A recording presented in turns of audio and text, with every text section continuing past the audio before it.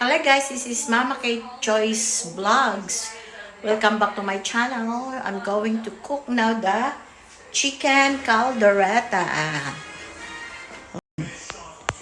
Yeah. So, how are you all guys? So, if you are just new on my channel, please don't forget to subscribe, like, and press the notification bell so you will be updated. So, papakita ko mamaya guys pag nagluluto na ako. Maghihiwa muna ako ng mga ricado. Okay, ayan guys, magpapainit ako ng mantika. Pero yung mantika na gamit ko ay vegetable oil. Ayan, vegetable oil.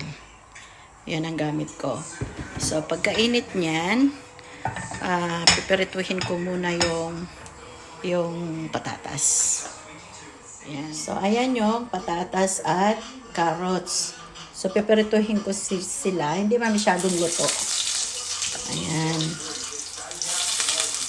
Piperituhin ko yung patatas at saka yung carrots.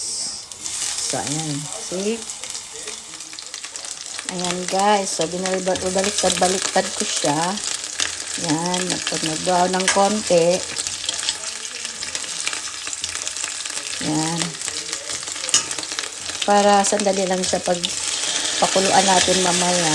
Pag nasute na yung chicken, hindi siya mahirap palambutin. Kasi ang patatas, tagal din lumambot eh. So, ayan. So, itabi na natin. Set aside natin dito. At ganun din gagawin natin sa carrots. Okay? So, ayan din. Yan din ang ginawa ko sa carrots. Kailangan na mapirito din siya. Ayan. Balik pa rin natin. So, ayan guys. Pinarito ko muna yung manok ng 1.5 minutes. Baliktaran. Para kagaya ng ginawa ko sa patatas at saka carrots. So, ayan. Baliktarin na natin. Ito. 1.5 minutes. Ayun yung naprito ko na. Hindi mo masyadong piniprito ng tuyo. Yan. Mag-brown lang siya, guys. Ayan, guys. Ayan, pinainit ko yung mantika na ginamit ko kanina sa pagprito ng mga patatas at manok. Ito na yun ginamit ko. Tapos papainitin na natin yan bago gisa natin yung sibuyas at saka bawang. Ayan. Gamit ko ang Salad Master na masarap magluto dito kahit nga walang asin eh. Malasa siya. So, ayan. So, eto na guys yung sibuyas at garlic. Ayan, halo-haloin natin, gisa natin ng 25 seconds guys. Bago isunod yung kamatis, yung sariwang kamatis. Para mas malasa siya. Bago lagyan natin mamaya ng tomato sauce. So, ayan. Ayan guys, nilagay ko na yung isang pirasong kamatis na hinog. Para mas malasa siya.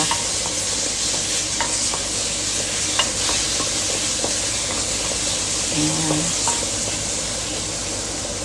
Yung mga gulay naman, nilagay ko sa paper towel pagkatapos kong iprito para siya mag-absorb yung mga mantika para mas lalong fresh yung mga gulay paglulutuin na natin mamaya.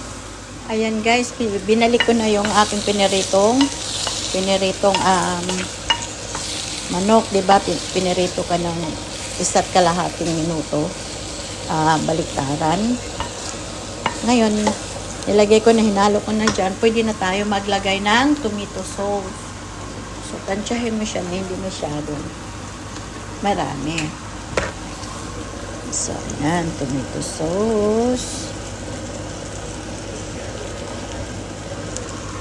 Ayan. So, hahaluin mo siya. At maglalagay din tayo ng konting tubig. So, ayan. Ayan. So, pakukuluin natin siya, guys. Pakukuluin natin siya.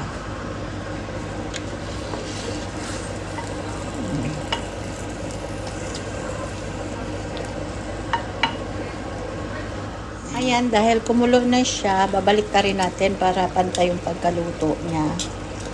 Ayan, naglagay na rin ako dito ng chicken cubes para pampalasa. Ayan. So, habang kumukulo siya, babalik ta rin mo siya na halo, sabay halo na siya. Ayan. Mas masarap ito kung mayroong liver spread, kaso hindi ako nakabili ng liver spread. So, ayan.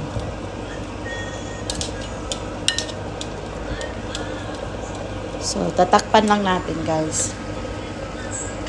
Ayan, takpan natin siguro mga 20 minutes or 15 minutes, something like that, para siguradong luto siya bago ko ilalagay yung mga vegetables. Ayan. Okay. Ayan, for sure, luto na yung manok. Ilalagay na natin yung mga gulay. So, ilagay na natin yung bell pepper, yung capsicum sa Australian capsicum ang tawag nila. Naglagay na ako ng chicken cubes eh. Tapos tinimplahan ko na rin siya ng patis para mas masarap. Pero kulang siya, wala akong liver spread. Sarap sana kung may liver spread siya. So, ayan, ihahalo na natin, guys. Ayan. Tapos, ilalagay na rin natin yung patatas at carrots. Ayan. Ilalagay na natin yan lahat, guys. Favorite ito ng aking hubby. Yung caldereta, kaya nagluto ako. Ayan. Diba?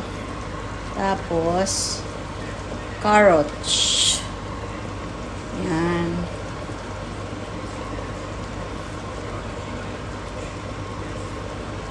Nilagay ko siya sa sa paper towel para ma-absorb yung mga oil, para fresh ang dating ng Ayan. So, ihalo natin.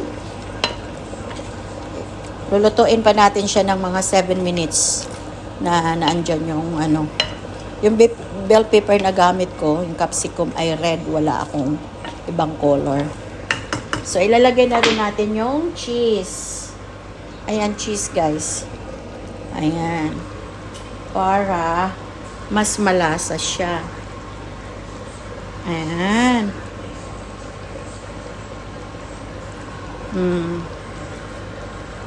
Diba?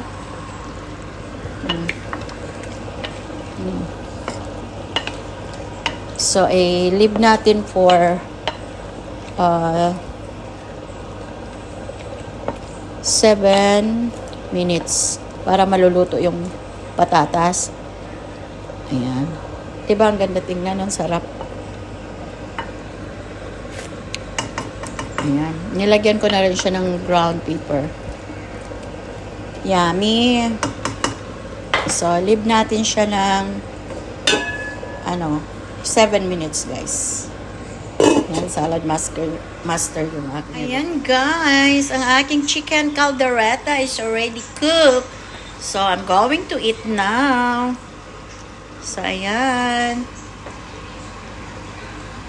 Thank you, guys, for watching my videos. And thank you so much for subscribing my channel. So, I'm already done. I'm finished cooking chicken caldereta. So, it's time to eat now, my dinner. So, because it's close to 8 o'clock na. So, kakain na ako. Gutom na ako eh. So, ito yung favorite ng aking hubby. Kaya nagluto ako ng chicken caldereta. Ayan. So, please don't forget to like, subscribe, and press the notification bell so you will be updated sa aking mga videos na aking i-upload sa susunod na panahon. Okay, bye for now. God bless you all. Love you all. Bye.